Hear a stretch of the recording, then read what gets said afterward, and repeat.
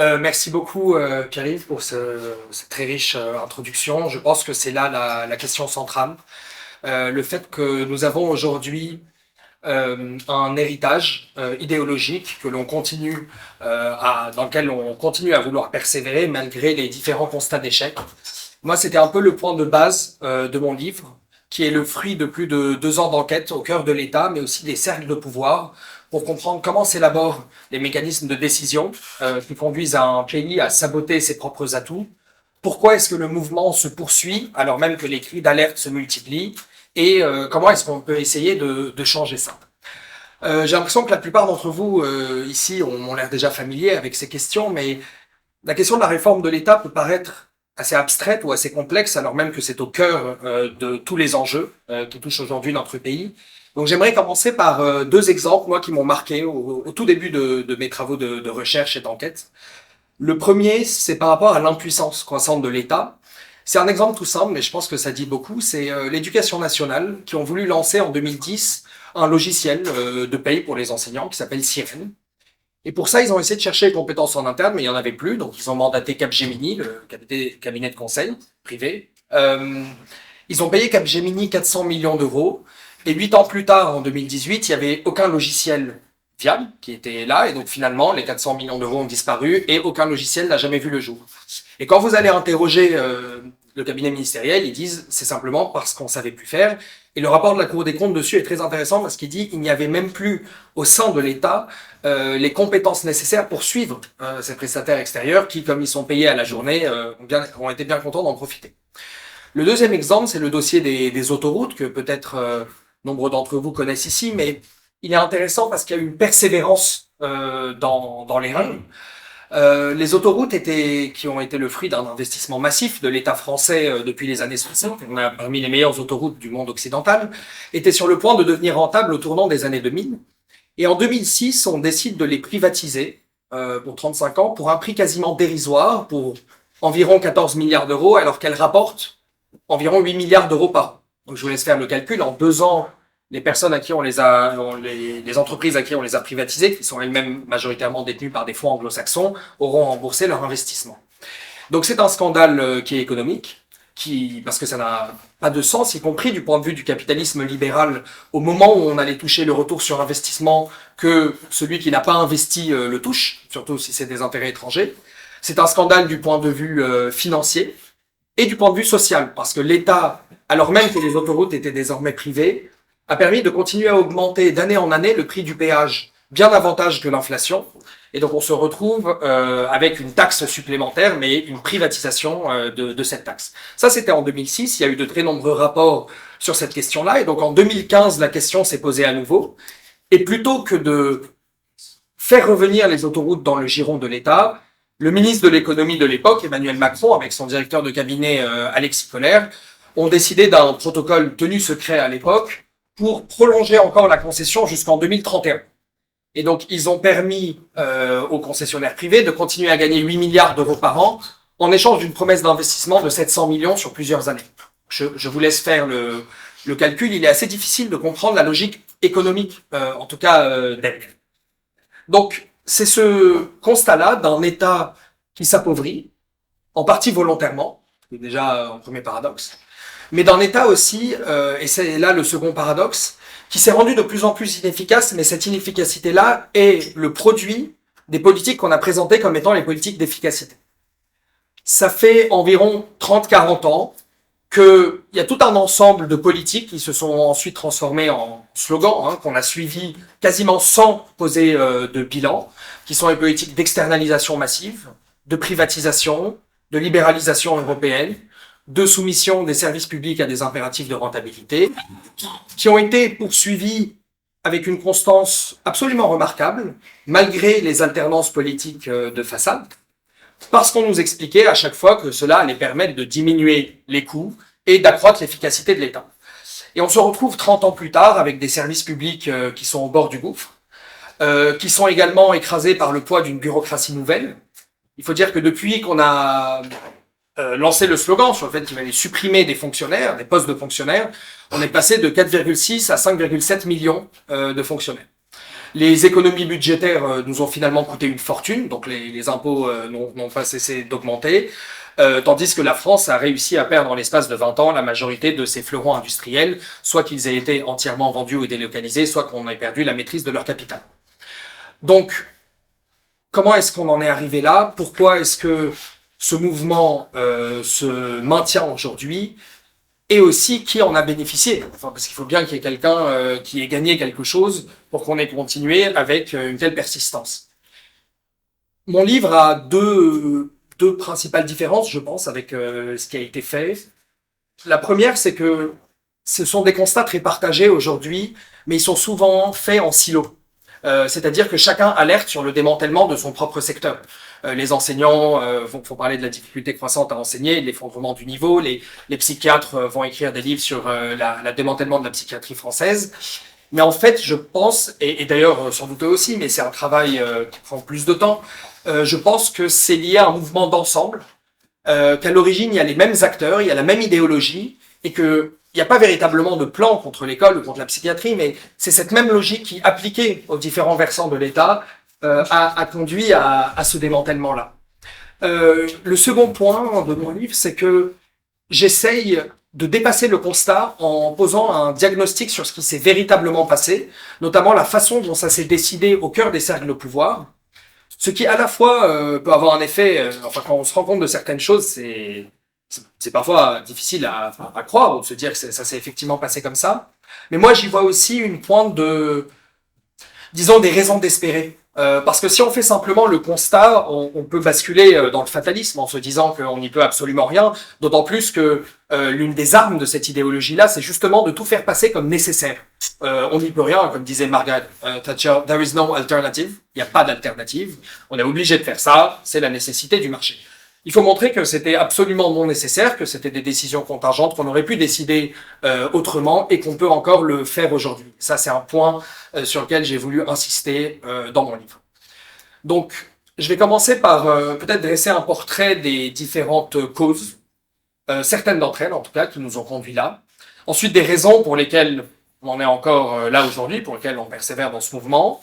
Et enfin, des pistes pour essayer de dépasser, des pistes pour réfléchir à la forme d'État qu'il nous faut aujourd'hui, et surtout la partie la plus importante de notre conférence, les échanges que je vais avoir avec vous, parce que je pense que nombre d'entre vous dans cette salle ont beaucoup réfléchi à ces questions et ont aussi sans doute une expérience assez riche à apporter sur ces différents points. Concernant les causes, je remonte essentiellement donc au tournant Reagano-Thatcherien, et à la façon dont il a été appliqué en France de manière assez paradoxale, puisque le tournant néolibéral en France a en fait épousé un certain technocratisme, et donc on a eu une forme de néolibéralisme bureaucratique d'État, c'est-à-dire que ce sont nos mêmes grands corps d'État qui se sont progressivement convertis au néolibéralisme. La première forme a été le slogan de gérer l'État comme une entreprise. Ce qui est intéressant, c'est que la majorité des personnes au sommet de l'État qui ont défendu ce slogan n'ont en fait pas grande idée de comment est gérée une entreprise. Ou en réalité n'ont pas beaucoup d'expérience de l'entreprise, jusqu'à la caricature la plus récente où ils réduisent l'entreprise au mythe de la start-up, qui est pourtant la forme zéro de l'organisation. Donc on voit bien que c'est pas tout à fait adapté à l'État. Et donc en fait, c'est davantage le privé tel qu'il le rêve ou tel qu'il le fantasme qu'ils essayent d'appliquer à l'État plutôt que le privé tel qu'il fonctionne réellement. Donc ce que ça a donné concrètement, c'est que on a voulu imposer un impératif d'efficacité au cœur de l'État, par exemple à l'hôpital, sauf que l'efficacité à l'hôpital, on pourrait se dire qu'on peut la mesurer à la qualité des soins, par exemple. Mais on a confondu, à dessein, sans doute, l'efficacité et la rentabilité, c'est le premier problème. Le deuxième problème, c'est que la rentabilité d'un service public, elle est très difficile à quantifier à court terme. Parce que, qu'est-ce que la rentabilité d'une bonne infirmière? C'est difficile à quantifier. Inversement, les coûts, eux, ils sont immédiatement visibles. Et c'est l'une des premières tragédies des services publics à l'ère du néolibéralisme, c'est que vous avez une évidence comptable des coûts, mais en même temps, le retour sur investissement d'un excellent système éducatif ou de recherche ou hospitalier est beaucoup plus difficile à connaître. Et donc, si vous prenez l'équation, mécaniquement, rendre des services plus rentables, c'est simplement couper les coûts. Donc c'est ce qu'on a eu, je retrace par exemple la tragédie des formations professionnelles en France, le lycée professionnel notamment, qui ont toujours été un peu dénigrés et donc qui n'ont trouvé aucun défenseur au moment où les gestionnaires de Bercy ont fait cette analyse tout à fait simpliste en disant un élève du lycée professionnel coûte 12 800 € par an, un élève du lycée général coûte 10 100 € par an, ce n'est pas normal, donc il faut baisser les coûts dans le lycée professionnel. En fait, un élève, le coût moyen par élève est plus important parce qu'il y a des machines, parce qu'il y a des plateaux techniques, et parce que vous pouvez faire entrer dans certaines formations maximum 24 élèves par classe pour des raisons de sécurité. Et donc ce qu'on a fait, c'est qu'on a progressivement désinvesti dans les formations industrielles, techniques ou artisanales, et on a ouvert surtout des formations de tertiaire administratif. Et donc aujourd'hui, le lycée professionnel, pour près de 70% des élèves, c'est essentiellement des formations de secrétariat, de gestion administration et ainsi de suite, avec des taux d'insertion extrêmement faibles, puisque vous avez plus de dactylo en France. Donc les formations de secrétariat, on dépasse difficilement 30% de taux d'insertion. Donc ça, c'est un exemple très simple de comment une politique, initialement présentée comme une politique d'économie budgétaire, a en fait un coût immense pour la collectivité, un coût évidemment pour ces élèves, qui en plus, aujourd'hui, 60% des décrocheurs de l'ensemble du système éducatif viennent de ces formations-là, parce qu'ils se rendent très bien compte qu'on les envoie dans des impasses. J'ai été enseignant, c'est effectivement assez difficile de savoir ce qu'on leur vend, parce qu'en fait on leur vend n'importe quoi. Mais aussi pour les entreprises qui sont confrontées à plus en plus de pénuries parce que l'État ne remplit plus son travail de formation, alors même qu'il en prélève toujours des impôts, mais enfin il n'y a plus la contrepartie. Donc derrière, ça pose bien sûr des questions sur le consentement à l'impôt. On a le problème ensuite que, en fait, le paradoxe que ces politiques d'économie-là ont en fait conduit à une inflation de l'administration, et notamment de l'administration intermédiaire, avec une prise de pouvoir des managers génériques sur les experts de chaque secteur et sur le terrain qu'on a progressivement dévalorisé. C'est le cas à l'hôpital, où on a soumis l'hôpital donc aux mêmes impératifs de rentabilité, par exemple à partir de 2004, avec la loi sur la tarification à l'acte. Donc, vous voyez déjà le problème de principe. Tarifier à l'acte, c'est partir du principe qu'il vaut mieux 50 opérations ratées que 10 réussites, si on ne prend pas en compte d'autres critères. C'est aussi méconnaître profondément des pans entiers du système médical, puisque si en chirurgie on voit très bien ce que c'est un acte, c'est beaucoup plus difficile en psychiatrie, par exemple. Le soin d'une dépression lourde ou d'une schizophrénie, c'est quelque chose qui prend du temps, c'est beaucoup plus difficile d'arriver à l'acte. C'est ce qui explique d'ailleurs que la psychiatrie a reçu beaucoup moins de financement, parce qu'ils ont eu beaucoup plus de mal à rentrer dans ce nouveau carcan de la gestion managériale de l'hôpital. Constatant que c'était insuffisant, cette gestion-là, plutôt que de l'enlever, ce qu'on a fait, c'est qu'on a rajouté toujours plus d'indicateurs. Et donc aujourd'hui, vous avez quasiment pour chaque consultation une vingtaine d'indicateurs à remplir avec des cotations à l'appel, et des médecins qui témoignent dans mon livre en me disant si je devais le faire correctement, j'y passerais jusqu'à 4 heures par jour. Et puis un autre qui témoigne en disant on ne demande plus de soigner des patients, mais de soigner des chiffres. On est passé à l'hôpital de l'âge médical à l'âge des tableaux d'activité. Avec évidemment les consultants privés qui ont pris un rôle toujours plus important dans l'hôpital, mais on pourra y revenir si ça vous intéresse. Donc ça, c'est le premier paradoxe, c'est que les économies budgétaires ont conduit à une augmentation des coûts. Le second, c'est qu'on a voulu...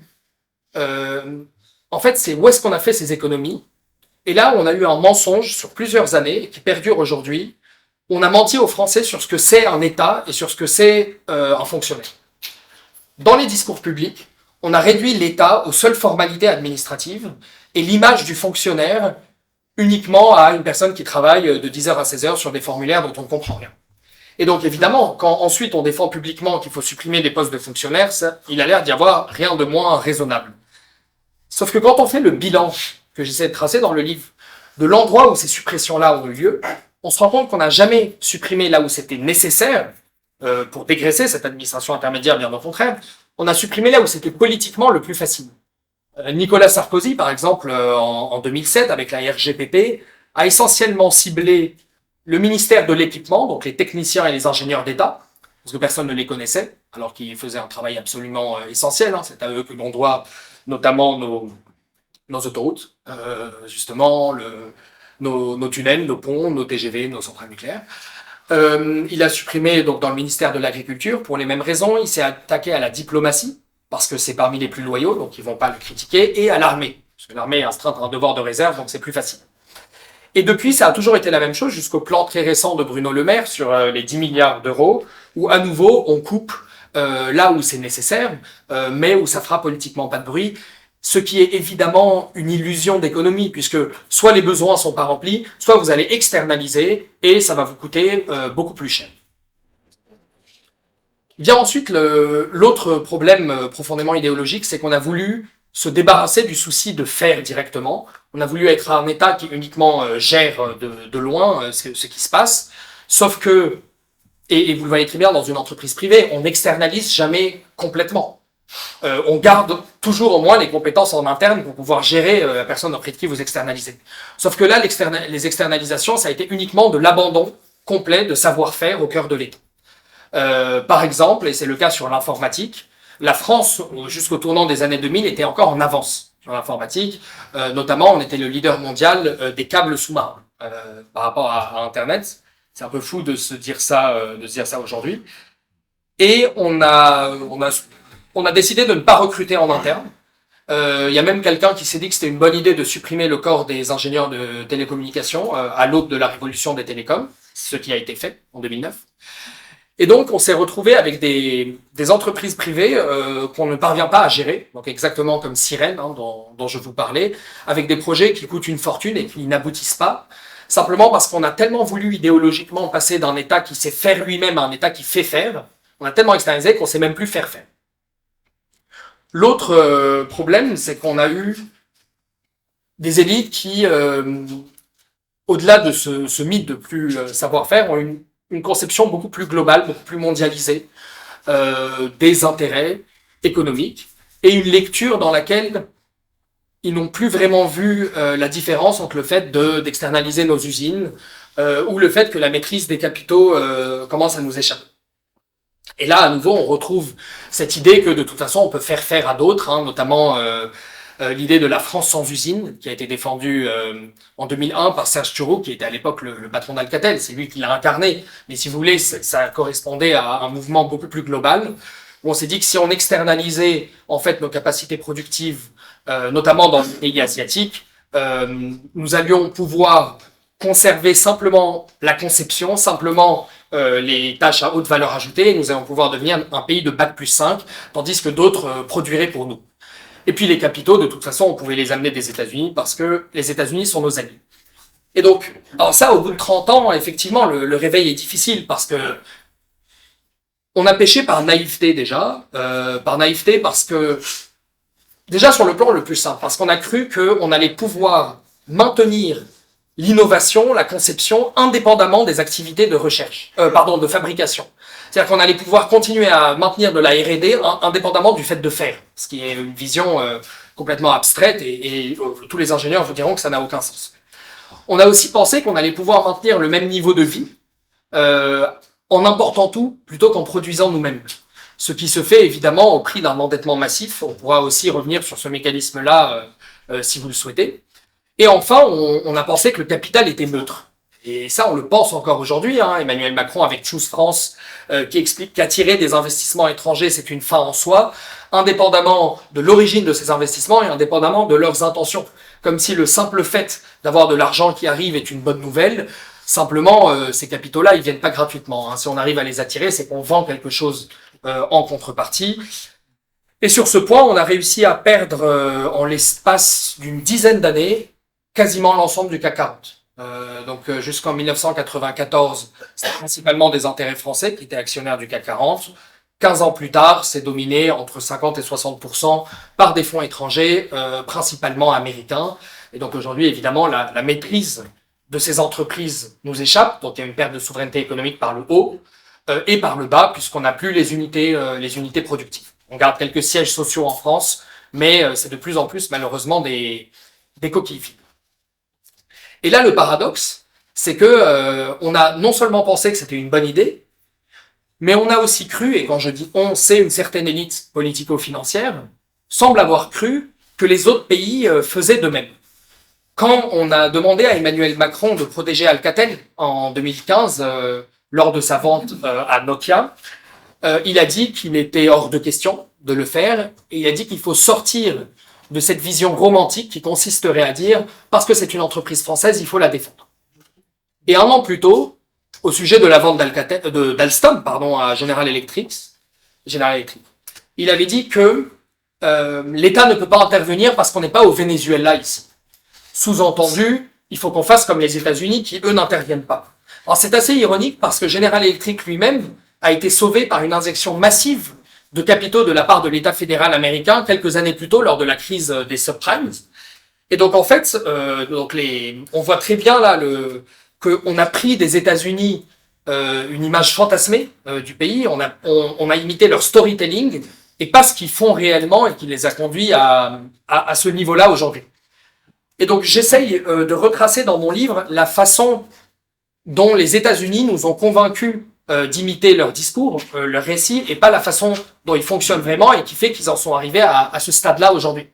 Parce que quand vous revenez sur ce qu'est aujourd'hui la Silicon Valley, historiquement, la Silicon Valley, on est arrivé à ce niveau-là, hein, notamment des entreprises qu'on cite beaucoup, comme Apple, comme Tesla, grâce à une intervention massive de la part de l'État fédéral américain, de la part de la DARPA, donc de l'armée des États-Unis, de l'État de l'État de Californie. Et en fait, c'est exactement comme pour le privé.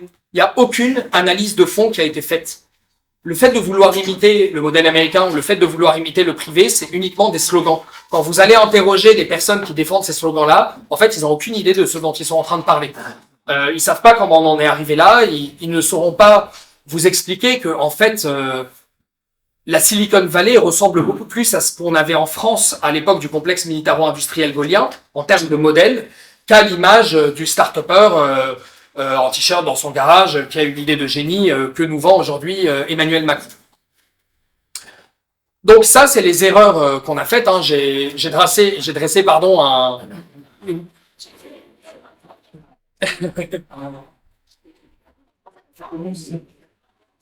J'ai fait un état des lieux. C'est évidemment un sujet beaucoup plus profond, hein, et je vais plus loin dans le livre, notamment dans la façon dont ces décisions ont été prises et dont les formations des élites ont été progressivement modifiées, en particulier les écoles du pouvoir, la façon dont l'ENA s'est transformée, Polytechnique, Sciences Po, dont les écoles d'ingénieurs sont progressivement devenues... il y a eu une managérialisation hein, des écoles d'ingénieurs, mais ça, on pourra en revenir plus en détail si vous le souhaitez. Je vais rapidement peut-être passer sur quelques raisons pour lesquelles le mouvement se maintient aujourd'hui, alors même que ces constats sont de plus en plus partagés. La première raison, c'est qu'il y a des personnes qui en bénéficient, évidemment. En fait, on a un système dans lequel on se rend compte qu'on est en train d'aller dans le mur. Simplement, sur ces 30 dernières années, il y a eu tout un ensemble de personnes qui bénéficient de rentes de position créées par ce même système. Et donc aujourd'hui, au moment où vous voulez essayer de revenir en arrière, eux vont essayer de déployer tout un arsenal idéologique pour vous convaincre qu'on va effectivement dans la bonne direction. On a beaucoup parlé des cabinets de conseil privés, c'est le cas, ils en bénéficient également, mais c'est la partie émergée de l'iceberg, puisque derrière les externalisations, on parle de plus de 200 milliards d'euros par an qui vont aux acteurs privés. Il y a aussi eu une frange des grands corps d'État qui a entièrement bénéficié de ce mouvement et qui en a même été les artisans. Quand je parle de destruction de l'État, il a été détruit de l'extérieur, mais il a aussi été détruit de l'intérieur. Et c'est le cas, si on retrace l'histoire des différents fleurons industriels, je parlais d'Alcatel et d'Alstom, on peut aussi parler d'Areva, on peut parler de Vivendi, on peut parler plus récemment d'Atos. Ce sont, à chaque fois, c'est le même scénario. Vous avez quelques membres des grands corps d'État qui, convertis à cette idéologie libérale mondialiste, ont défendu leurs intérêts, ou en tout cas un enrichissement personnel de court terme, jusqu'à aller pantoufler dans le secteur privé, avec une impunité quasi totale. Il y a un cas, par exemple, là j'y pense, mais avec Alstom, qui est assez intéressant, où le directeur de l'Agence des participations de l'État a accéléré la vente d'Alstom aux États-Unis, à General Electric. Il y avait plusieurs banques qui étaient dessus, notamment des intermédiaires comme la banque Rothschild, mais aussi côté américain, la banque Merrill Lynch. Donc le directeur des agences de participation de l'État, qui avait qui devait veiller sur Alstom, c'est dans son mandat, a permis à la banque Merrill Lynch de se mettre sur le dossier. Elle a pu gagner plusieurs millions d'euros dessus. Et il a ensuite eu une proposition de poste au sein de Merrill Lynch. Juste avant de partir dans Merrill Lynch, il a privatisé partiellement une partie de Engie, ce qui a permis à Merrill Lynch de gagner 40 millions d'euros d'un coup en un week-end. Et puis ensuite, il est passé dans Merrill Lynch. Chez Merrill Lynch, pardon, il est devenu partenaire. Le journal Le Monde l'interroge ensuite et lui dit « Mais pourquoi vous avez fait ça ?» Et il répond « Je l'ai fait pour gagner de l'argent. J'avais 53 ans, il était temps que je pense à mon avenir. » C'est en ligne, vous pouvez aller chercher. C'est intéressant parce que ça traduit une certaine impunité, mais derrière cette impunité, il faut se dire que si on peut dire ça et ça passe sans problème, c'est qu'en fait tout le monde pensait la même chose à l'époque, du moins dans les milieux que lui côtoyait, et c'est pour ça que vous avez encore aujourd'hui les managers qui ont joué le rôle de capitaine d'industrie et qui ont coulé des fleurons industriels qui peuvent encore pérorer en parlant de la bonne gestion de leurs fleurons. Je pense que tout le monde a des noms en tête. Je citerai personne parce que derrière c'est un système. Il ne s'agit pas d'attaquer les individus, mais se demander quand même comment on a pu en arriver là.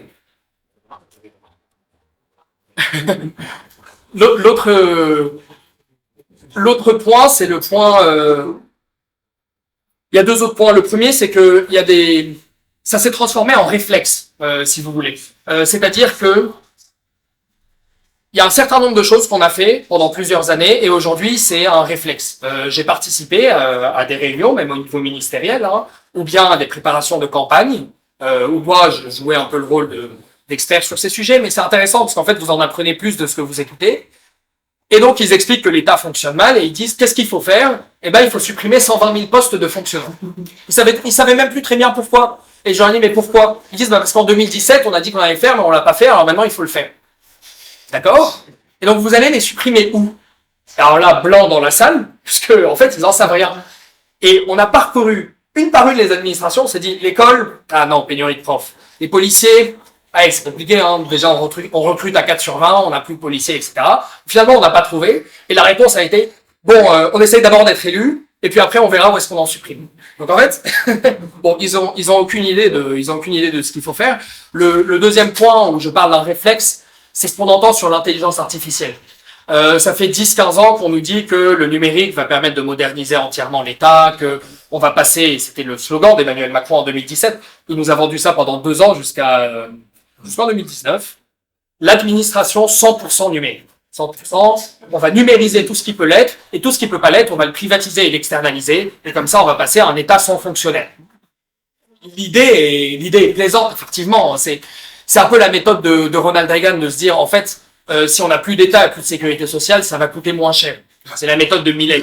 C'est vrai, enfin, c'est pas pour autant qu'on aura résolu le problème. Donc, Emmanuel Macron explique qu'il faut tout numériser. Ça n'a pas très bien fonctionné, déjà, parce que l'État n'a pas les capacités de le faire. Aussi parce qu'il y a quand même peut-être 95% des fonctions de l'État qui sont pas numérisables. J'entends toujours de voir comment on numérise un chirurgien, un policier, un ingénieur nucléaire. Mais aussi parce que, en fait, la numérisation a uniquement été utilisée comme un alibi pour fermer des services publics, notamment dans les territoires, et pour faire des coupes budgétaires. Donc le bilan est assez négatif. On pourrait penser que on va revenir en arrière, numériser effectivement les 5% qui doivent l'être de formalité, mais se dire que sur le reste, on va régler les problèmes différemment, plutôt que d'attendre comme une forme de Deus ex machina le numérique. Et puis quand arrive l'intelligence artificielle, qu'est-ce qu'on entend de la part des mêmes personnes? On va injecter de l'intelligence artificielle dans l'État, et puis d'un coup, on aura des services publics plus efficaces et pour moins cher. À nouveau, on voit pas très bien comment on va pouvoir remplacer un chirurgien par un générateur de texte intelligent, mais en tout cas, c'est un slogan, c'est un réflexe. Quand je dis c'est un réflexe, c'est qu'il n'y a même plus de pensée derrière. C'est juste qu'ils vous le vendent comme ça. Et si derrière vous avez des belles slides faites par des consultants externes où ils vous présentent cet objectif, tout le monde y obéit parce qu'en plus, à mesure que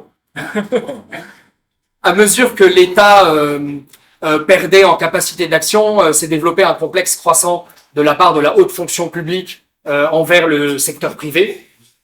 Et donc aujourd'hui, en fait, tout ce qui vient du secteur privé, notamment des cabinets de conseil, c'est vraiment comme une parole divine. En fait, on le remet absolument plus en question. Et le dernier point, peut-être, c'est l'idéologie. C'est qu'en fait, on croit, il y a un ensemble d'élites qui ont été formées dans les années 1990 et qui nous appliquent aujourd'hui au sommet de l'État le programme qu'ils ont appris à l'ENA dans les années 90. Donc en fait, l'idée de la mondialisation libérale, l'idée que les frontières vont s'effacer, que l'État est une relique du passé. Et donc ils nous vendent avec 30 ans de retard un avenir démodé. Mais comme il correspond à l'intérêt des quelques-uns qui ont pu tirer la rente de ces politiques néolibérales, ils continuent à les soutenir envers et contre tout. On pourra y revenir aussi si vous le souhaitez. Je vais peut-être écouter, comme ça on peut passer à la partie des échanges, mais je vous donne voilà les différentes pistes. Ah oui, et puis évidemment l'Union européenne, mais dont on va reparler avec grand plaisir. Mais j'essaye de montrer aussi dans le livre comment en fait, au-delà de ce que Bruxelles nous impose, l'Union européenne est aussi assez souvent utilisée comme un alibi en fait pour présenter comme nécessaires des réformes dont certains de nos dirigeants et hauts fonctionnaires sont en fait tout à fait convaincus, mais ils le présentent, c'est un outil du there is no alternative, en fait, de dire, en fait, ce n'est pas nous, c'est Bruxelles. Mais quand vous parlez en direct à de certains hauts fonctionnaires de Bercy ou dans le gouvernement actuel, ils sont encore plus convaincus de ce que nous impose Bruxelles que Bruxelles eux-mêmes. Et simplement, ils le font passer par Bruxelles, comme ça, derrière, la colère s'oriente plutôt vers une entité qu'on ne peut pas véritablement toucher, qui est l'Union européenne, que vers les dirigeants eux-mêmes. On pourra revenir, si vous le souhaitez, sur le cas d'EDF, par exemple. La plupart des renoncements par rapport à l'énergie ont été des décisions françaises. Aussi bien la fermeture de centrales nucléaires, la loi NOM en 2010, le système de l'Arenh, le fait même de s'indexer sur le prix du gaz allemand, ça a été essentiellement des décisions françaises. Donc je pense qu'il faut remettre la focale sur les véritables responsables, pas seulement pour porter le blâme, mais aussi pour se dire qu'ils peuvent y faire quelque chose. Parce que sinon, c'est vrai que on peut facilement, rapidement désespérer en se disant que c'est hors de portée. C'est pas hors de portée, ils sont pas très loin d'ici, donc on peut discuter assez directement de ces sujets. Donc, en guise d'ouverture, avant notre échange, quels sont quand même les motifs d'espérer et quel État on peut avoir aujourd'hui, quel État est nécessaire aujourd'hui en France? Je pense que le principal, c'est de se dire que, en fait, la France a encore de nombreux atouts, parce que le démantèlement a été massif, mais il est relativement récent. Il date d'il y a en fait une quarantaine d'années, ce qui signifie il s'est fait moins que dans d'autres pays. Si on prend la désindustrialisation, le Royaume-Uni, par exemple, s'est désindustrialisé beaucoup plus que nous. Ils y ont beaucoup plus cru. Et aujourd'hui, l'économie britannique, c'est principalement Londres, qui est une place financière, et sinon, c'est un désert. Avec, dans les projections, d'ici 10 ans, si on exclut Londres, le PIB par habitant de la Grande-Bretagne, ça sera environ celui de la Slovénie. Avec une taxation à Londres qui atteint bientôt 47%, parce qu'ils doivent payer pour tout l'arrière-pays et qu'ils ont désindustrialisé. Donc, il y a des pays qui se portent beaucoup plus mal que nous. L'Allemagne, par exemple, est allée beaucoup plus loin dans la dépendance au gaz russe et au charbon. Je sais pas très bien comment ils vont s'en sortir. Tandis que nous, certes, on a bridé notre potentiel nucléaire et hydroélectrique, mais il est encore là. On a encore des formations, on a encore des ingénieurs, même s'ils sont pas toujours au bon endroit. Il y a par exemple 80 000 ingénieurs français dans la Silicon Valley et il manque 80 000 ingénieurs informatiques en France. Mais en tout cas, ils sont là. Enfin, ils existent. Après, encore faut-il les ramener. Mais ce que je veux dire par là, c'est que il y a des pays dans le monde qui ont perdu leur État et qui doivent le reconstruire et ça va leur prendre des décennies. En France, l'État est principalement encore là, mais il faut essentiellement le ranimer. Il faut ranimer nos forces vives plutôt que de les reconstruire de zéro, ce qui se fait plutôt en années qu'en décennies. Simplement, il faut encore le vouloir. Je pense que c'est là le cœur du problème, et c'est pour ça d'ailleurs que j'ai écrit ce livre, et c'est pour ça que j'essaye de faire des conférences et médiatiquement, et c'est difficile, parce que c'est un contre-récit qu'il faut essayer de défendre, mais derrière, c'est essentiellement la façon dont on se perçoit nous-mêmes. Parce que le cœur du problème, c'est qu'il y a toute une élite, en fait, qui a abandonné la défense du modèle français et qui l'a enterré avant même qu'il ne soit mort. Fort heureusement, il ne l'est pas encore, mais quand vous les entendez, eux l'ont déjà enterré. Ils tiennent pour péjoratif tout ce qui est français. Et donc, il faut revaloriser nos forces parce que c'est la seule méthode qui fonctionne. C'est ce qu'ont fait les pays qui marchent aujourd'hui. Et j'essaye de montrer aussi dans le livre que c'est vain d'essayer d'imiter les modèles étrangers, simplement parce qu'il n'existe pas de modèle étranger, en fait. Si on prend les 5 pays qui sont plus puissants que nous économiquement, bon, ça se discute, parce que le PIB, c'est un indicateur assez bancal, mais supposons, on prend les États-Unis, la Chine, le Japon, l'Inde et l'Allemagne. Il n'y en a aucun qui a un modèle qui ressemble à l'autre. Leur point commun, c'est d'avoir réussi à faire la synthèse entre leurs forces propres, leur héritage historique et les besoins et les défis du XXIe siècle. Qu'est-ce qu'on a fait en France? On aurait très bien pu se dire quelles sont nos forces, qu'est-ce qu'on a réussi à faire par le passé, comment on modernise, de quoi est-ce qu'on a besoin aujourd'hui. Plutôt que de faire ça, on s'est dit, en fait, notre modèle est nul, et donc on va aller imiter les autres. Donc là, évidemment, il n'y a rien à imiter. On va forcément imiter des fantasmes, puisque de tels modèles n'existent pas. Chacun a à bâtir son propre modèle aujourd'hui. Et donc, à la fin du livre, je détaille quel est l'état dont on peut avoir besoin aujourd'hui, en prenant notamment les exemples des États-Unis comme de la Chine, pour essayer de comprendre le rôle que joue leur État dans l'économie au-delà des discours. D'ailleurs, c'est intéressant parce que quand vous regardez au-delà des discours, on se rend compte qu'en fait, les États-Unis et la Chine ont un modèle qui est assez proche en termes de rôle de l'État dans l'économie, de lien entre l'État et les grands groupes, de carnet de commandes publiques, de financement de la recherche sur le long terme et ainsi de suite. Et je pense que c'est en faisant la synthèse entre une vision beaucoup plus réaliste de ce que font les pays qui réussissent, mais aussi en reprenant conscience de nos forces et de nos succès propres, qu'on pourra bâtir l'État dont on a besoin au XXIe siècle. On a institutionnalisé ce système-là dans quelque chose qui est absolument malsain et dont on parle jamais en France, qui est la LOLF, la loi organique relative aux lois de finances. Avant, quand l'État fonctionnait avec une pensée étatique, le problème de l'État, c'est que c'est un instrument et c'est une pensée qui va avec. Et si vous dissociez les deux, vous le détruisez. Vous aviez un ministère, et donc chaque ministère avait un budget. Bon. Budget, et il les allouait à ses missions. Jusque-là, on est allé chercher un nouveau système de loi organique de loi de finances. On a dit que c'était le nec plus ultra. En réalité, c'est quelque chose qu'on a pris au Chili de Pinochet. Parce que c'était un truc de vachement... Mais il fallait voir les discours sur la LOLF, c'était la révolution dans les finances publiques, alors que c'était un truc qui avait été testé par un godillot sud-américain violent. Bon. Voté par la droite comme la gauche. Et voté à l'unisson, tous en cœur. Là, il n'y a plus de ministère. Vous avez des missions. Dans les missions, vous avez des programmes. Et dans les programmes, vous avez des critères d'évaluation du programme. Je vais vous donner l'exemple dans la mission sécurité intérieure, programme police.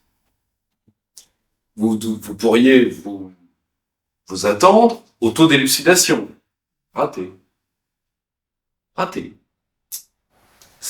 Il y avait par exemple le taux de recouvrement. Taux de recouvrement, donc des amendes. Qu'est-ce que ça a eu comme effet de prendre ça et de ne pas prendre le taux d'élucidation?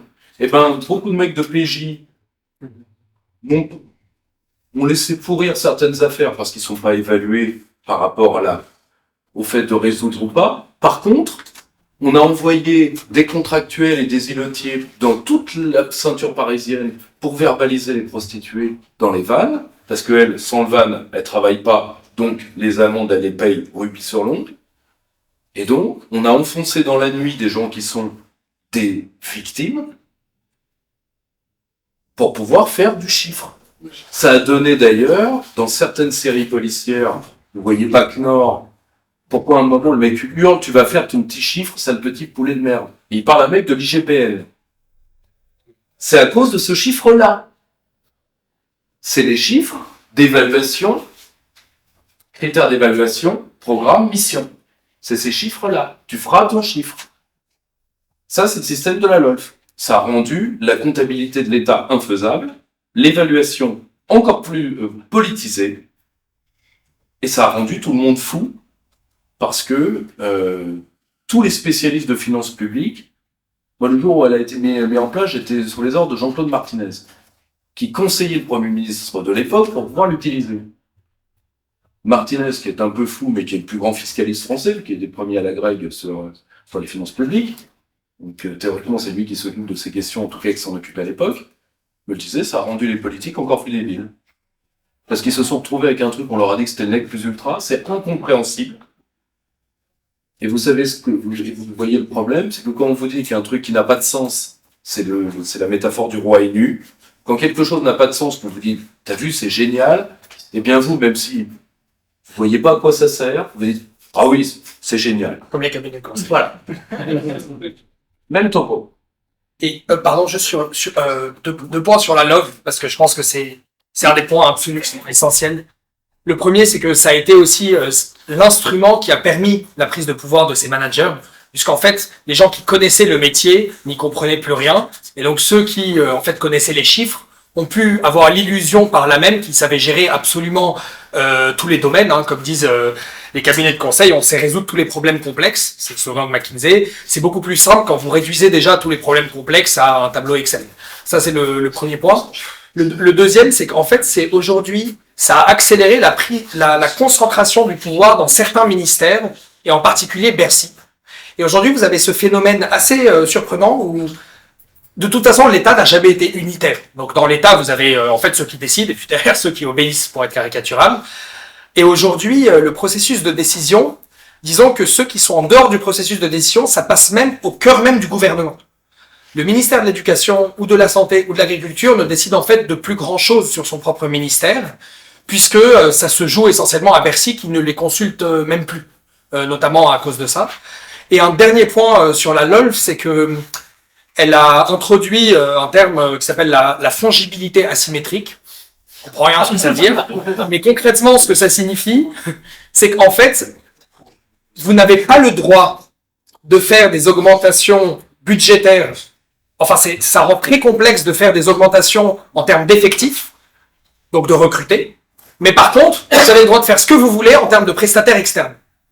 Et donc, c'est ce qui a été le cheval de Troie des cabinets de conseil au sein de l'État. Parce que du fait de cette fongibilité asymétrique, si jamais vous voulez faire un projet, recruter, vous n'avez pas vraiment le droit, c'est hyper compliqué, et puis vous n'avez pas le droit de dépasser le plafond que vous avez dit en début d'année et tout. Mais par contre, payer beaucoup plus cher dans une autre ligne budgétaire des cabinets externes, ça, vous avez le droit. Et c'est encore le cas aujourd'hui. Merci pour la conférence. Alors, ma question va être un peu provocatrice. Pensez-vous qu'à ce niveau de destruction d'État, on peut parler de pillage qui peut relever de l'association de malfaiteurs et du crime à bande organisée? Bah oui.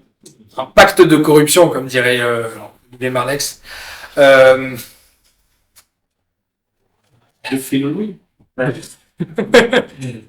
C'est toujours plus difficile de juger les intentions que les résultats. Moi, je parle toujours de ce qui a été fait. Pourquoi les gens l'ont fait?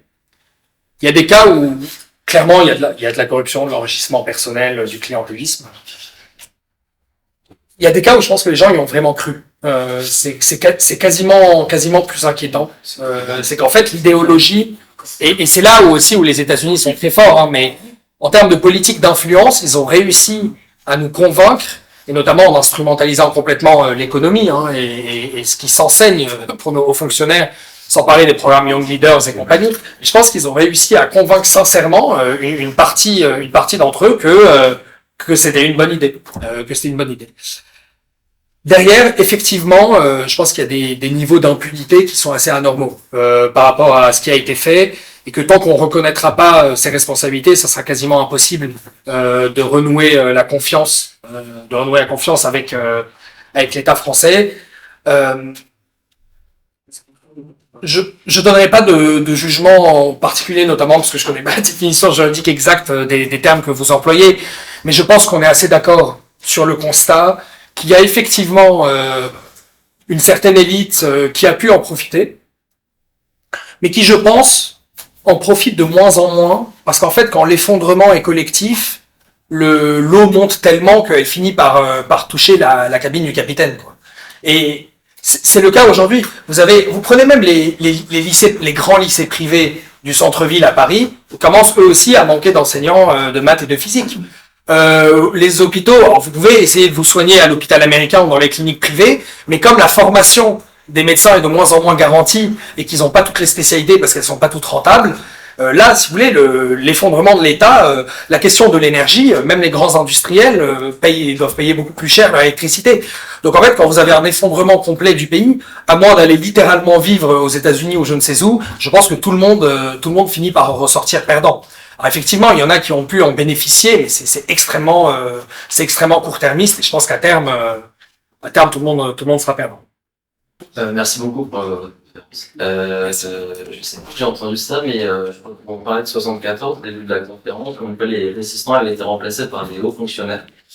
Et ma question, c'est est-ce qu'on serait pas en train d'assister à un troisième remplacement des hauts fonctionnaires par quelque chose d'autre, du domaine du religieux peut-être? Et Du religieux? Non, enfin, du fanatisme idéologique Oui. qui est basé sur aucun fait. Et est-ce que vous avez dans votre enquête identifié vraiment une classe socioculturelle particulière? Et dans les solutions, est-ce que culturellement vous auriez des pistes pour changer cette classe justement? Alors j'y consacre une partie entière du livre, D'accord. à savoir qui s'appelle Coup d'État au sein des élites, où je retrace le coup d'État le plus récent, qui est celui des 10-15 dernières années, par rapport aux managers qui avaient déjà pris le pouvoir en 74 et plus encore en 83 et en 86. Cette nouvelle classe se situe en fait dans la droite continuité de la précédente, puisqu'elle reproduit la même illusion française dangereuse de la supériorité du diplôme sur l'expérience, et la sacralisation du diplôme et d'une certaine caste, où historiquement c'était par rapport aux grandes écoles d'ingénieurs, mais aussi à l'école normale supérieure ou à l'ENA. Aujourd'hui, ça se déporte davantage plutôt vers les écoles de commerce et le fait d'être passé par le conseil, mais si vous voulez, c'est les mêmes mécanismes. En termes d'inconscient collectif, on est encore dans une forme de société d'ordre où en fait, si vous êtes passé par HEC et puis derrière vous avez fait 2 ans en cabinet de conseil, vous appartenez à une certaine caste qui vous permet ensuite quasi miraculeusement d'apporter des solutions à l'intégralité des problèmes et d'aller expliquer à les enseignants, les ingénieurs qui ont 30 ans d'expérience leur métier mieux qu'eux. Donc effectivement, il y a ce glissement-là qui a été véritablement accéléré par l'arrivée au pouvoir d'Emmanuel Macron. Emmanuel Macron qui est paradoxal puisque lui fait encore partie sociologiquement de l'ancienne élite, mais il a permis à la nouvelle d'accéder au pouvoir, qui sont en fait essentiellement les consultants et les communicants, qui, comme je disais, c'est plutôt... Et il est d'ailleurs, il est assez fort sur ce point, Emmanuel Macron, parce que quand il a supprimé l'ENA, enfin en tout cas quand il a remplacé l'ENA par l'INSP, il l'a fait passer publiquement comme une concession faite aux gilets jaunes, en disant je vais faire plus d'ouverture. Voilà. Sauf que dans les faits, il a remplacé en fait les énarques par des HEC et les hauts fonctionnaires par des McKinsey. En termes d'ouverture sociale, on a plutôt fait l'inverse. Et donc j'essaye de retracer des parcours types dont le locataire actuel à Matignon est l'incarnation parfaite.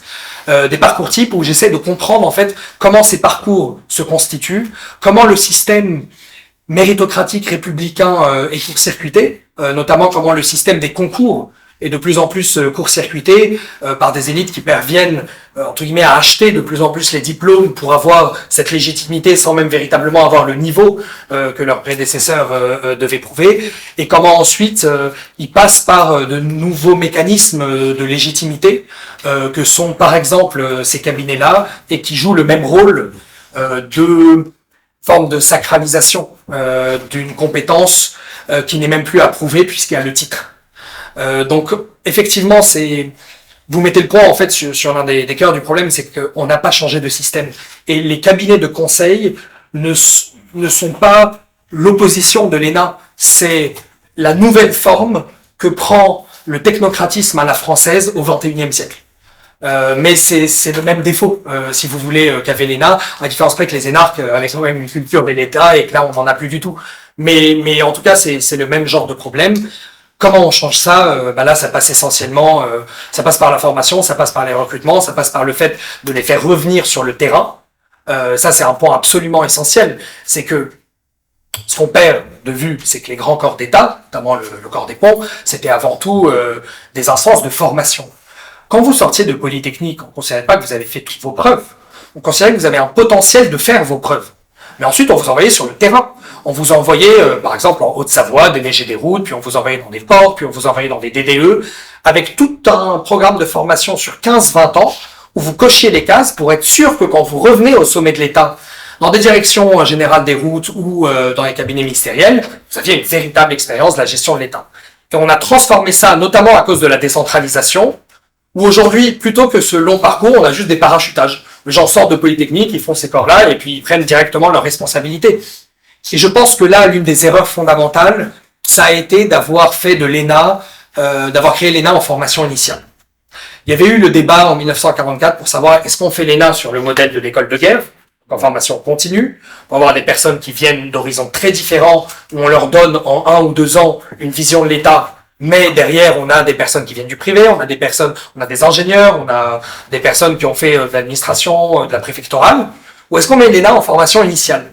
Alors comme on les voulait très vite, ces gens-là, et puis pour d'autres raisons aussi, on voulait se démarquer d'un certain nombre de formations qui agissaient comme des repoussoirs à l'époque, on a mis l'ENA en formation initiale.